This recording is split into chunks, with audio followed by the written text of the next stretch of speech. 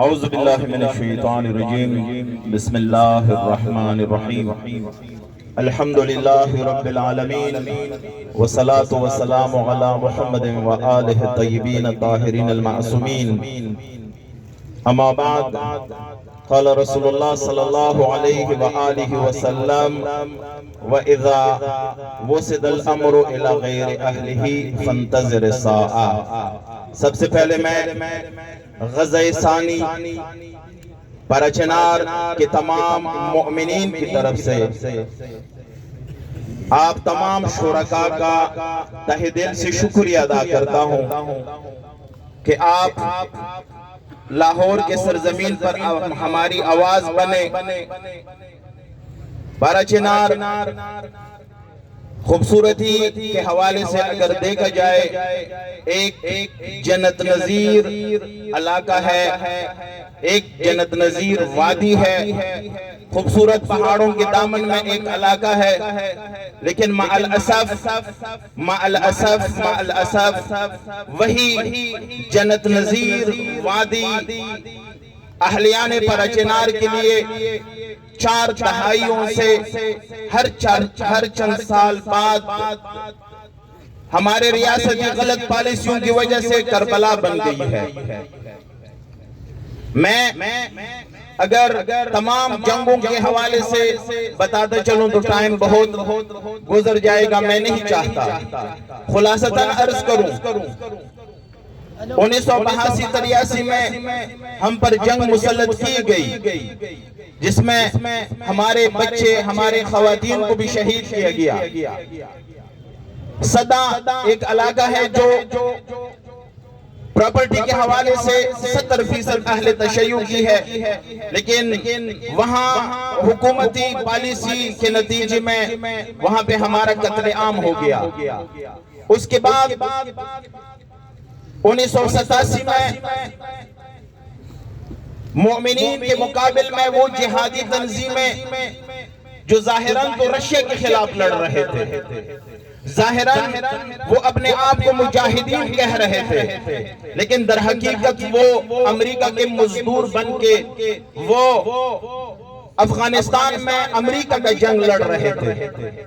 لیکن اس سے پہلے کہ وہ رشیا کے خلاف لڑے، وہی تمام جہادی تنظیمیں، مسلح تنظیموں نے پرچنار کے مؤمنین پر حملہ کیا، وہاں کے بستیاں اجاڑ دی، لیکن مؤمنین نے دوبارہ مقاومت کی اور ان کا مقابلہ کیا۔ سن 1986 میں دوبارہ کربلا بن گئی، اس میں بھی پورے پرچنار پر ہر طرف سے یلغار ہوا۔ اس کے بعد سن 2007 میں طالبان کے نام سے جو فتنہ برپا ہوا، اس میں بھی 5 سال ہم مسلسل برسر پیکار رہے۔ ان تمام جنگوں کے باوجود اہلیان پرچنار مؤمنین نے اپنے تمام سرحدوں کی بھی حفاظت کی، اور ساتھ وہاں پر جتنے سرکاری دفاتر، جتنے بھی گورنمنٹ ادارے تھے، ان کی بھی دفاع کی۔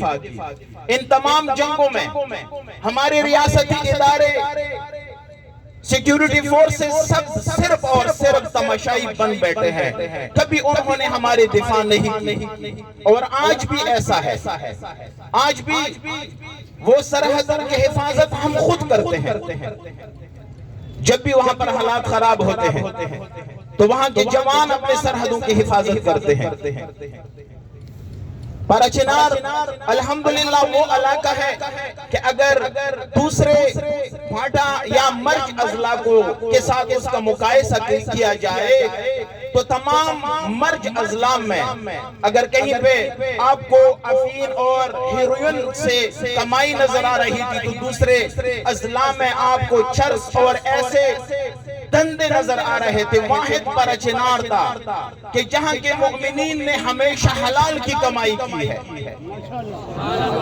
وہاں پر آپ کو حتیٰ وہ یعنی پھل جس سے ہیروئن بنتا ہے اس کی ایک کاشت بھی نہیں ہوئی، جس سے چرس بنتا ہے کبھی اس کی کاشت بھی نہیں ہوئی۔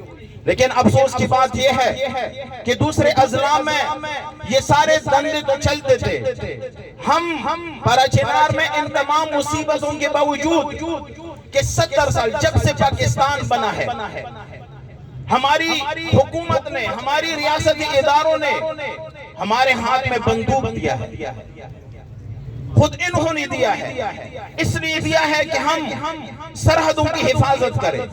اور ہم نے بھی چونکہ پاکستان سے ہماری محبت ہے، اور یہ محبت کسی کے خوف کی وجہ سے نہیں، یہ محبت کسی کے ڈر کی وجہ سے نہیں، بلکہ یہ محبت اگر ہم اپنے ملک سے کرتے ہیں، یہ ہمارا اپنا شرعی وظیفہ ہے، ہم محبت کرتے ہیں. اس وجہ سے ہم نے اپنے سرحدوں کی حفاظت کی ہے اور پھر بھی کریں گے. ہم نے حفاظت کی ہے. انہوں نے ہمیں بندوق پکڑایا، لیکن ہم نے اگر ایک ہاتھ میں بندوق پکڑا ملک کی حفاظت کی خاطر، خدا کی قسم ہم نے دوسرے ہاتھ میں قلم بھی تاما ہے. قلم کو بھی ہم نے نہیں چھوڑا. آج بھی علمی حوالے سے آپ دیکھ لیں، ریشو دیکھ لیں، پراچینار کا ریشو جو ہے، مومنین کا ریشو اسلام آباد کے برابر چل رہا ہے.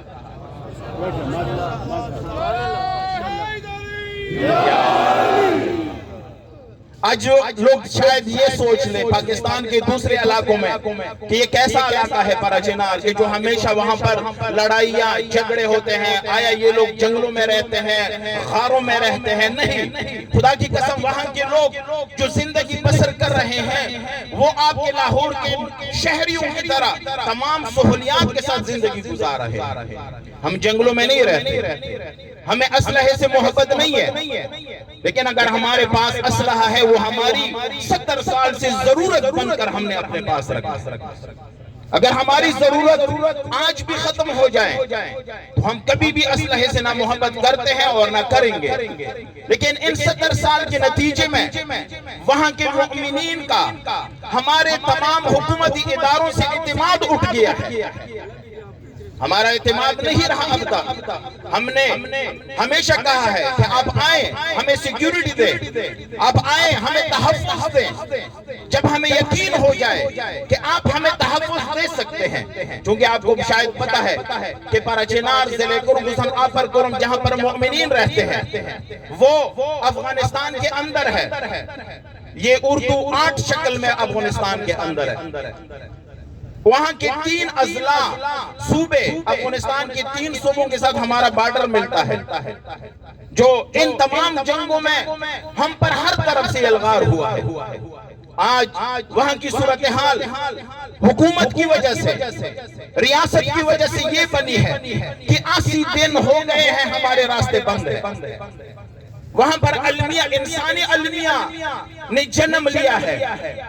وہاں پر 50 سے زائد چھوٹے بچے جو ہیں وہ شہید ہو گئے ہیں ان کی غلط پالیسی کی وجہ سے. وہاں پر مل کے خون کا حساب دو. بدماش حکومت بہت ذرا، بدماش حکومت بہت ذرا.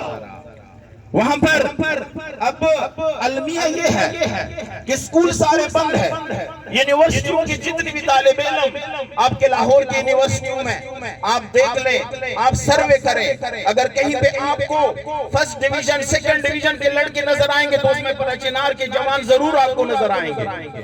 پشاور کی یونیورسٹیوں میں اور اسی طرح یورپ کی یونیورسٹیوں میں اگر گولڈ میڈلسٹ آپ کو نظر آتا ہے تو وہ پراچینار کے جوان اس میں ضرور ہوتا ہے.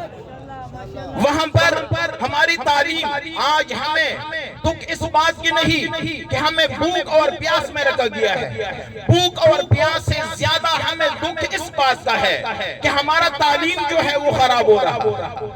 ہمارے اسکول بند ہیں، ہمارے کالجز بند ہیں.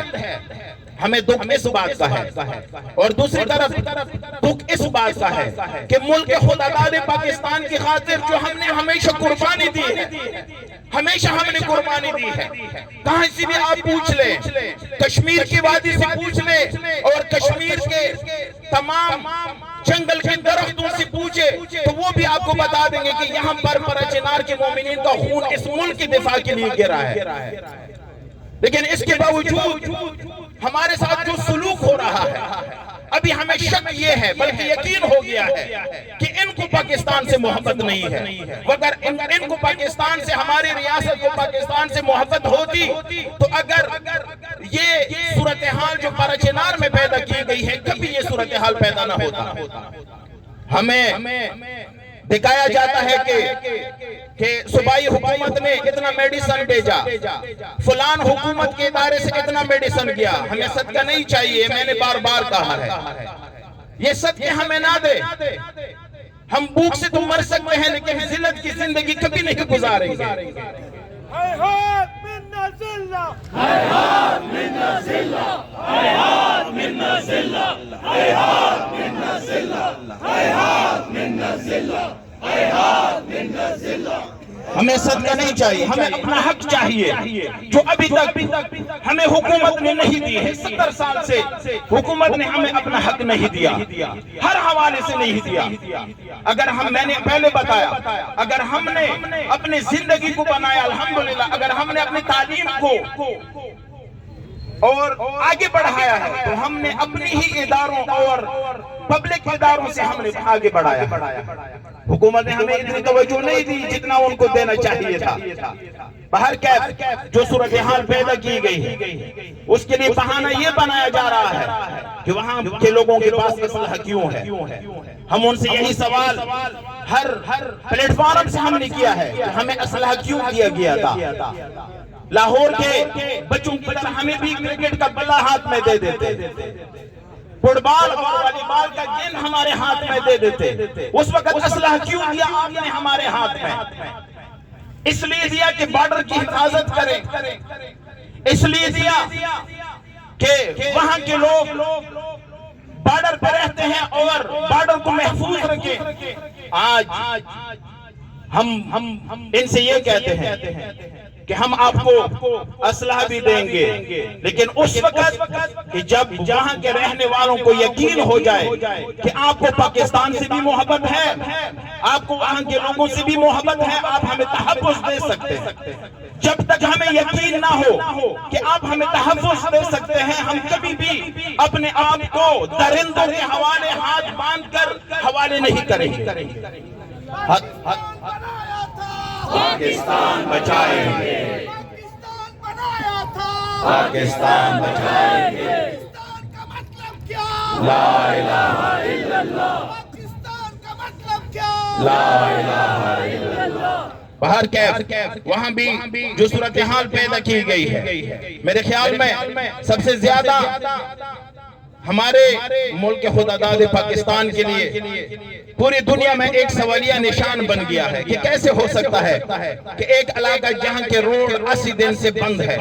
میرے خیال میں ہمارے حکمران وہ اس بات کا جواب کبھی نہیں دے سکیں گے، وہ کبھی یہ ثابت نہیں کر سکتے کس دلیل کے بنا پر، اس کے پاس کوئی دلیل نہیں ہے۔ صرف اور صرف جو بہانہ بنایا جا رہا ہے وہ بھی ایسا بہانہ بناتے ہیں کہ جو ہمیں یقین ہے، ہمیں پورا یقین ہے کہ ہمیں درندوں کے حوالے کیا جاتا ہے، لیکن یہ بھی ہم نے حکومت سے کہا ہے کہ ٹھیک ہے، اگر آپ کو چاہیے، ہم نہیں چاہتے کہ ہم بغاوت کریں حکومت کے خلاف، اگر آپ کو چاہیے تو ہم تمام اہلیان پرچنار جمع ہوتے ہیں، آؤ بمباری کرو، سب کو ختم کرو تاکہ تمہارا جو مقصد ہے وہ پورا ہو جائے، اور وہ بھی ملک کی خاطر، پاکستان کی خاطر، پاکستان سے محبت کی خاطر۔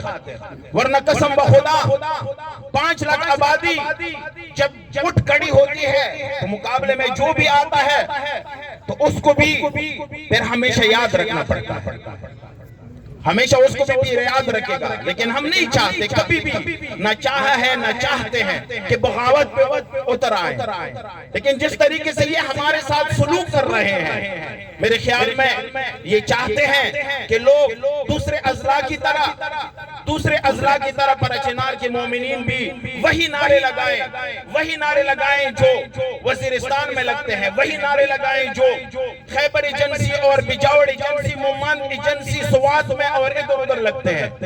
اور وہ نعرہ لگانا کوئی مشکل بھی نہیں ہے، لیکن اگر ہم وہ نعرہ نہیں لگاتے، وہ ایک ہی بات ہے کہ ہمیں اپنے ملک سے محبت، اس وجہ سے وہ نعرہ نہیں لگاتے، ورنہ کسی سے خوف نہیں ہے۔ میں آپ سب مومنین کا، شرکائے اس دھرنے کا دل سے مشکور ہوں۔ پروردگار عالم آپ کو قدم بقدم ہزارہاں اور بے پناہ حسنات عطا فرمائے۔ شکریہ، بہت مہربانی۔ یہ درس کربلا کا ہے۔ ایسے نہیں تھکے گا۔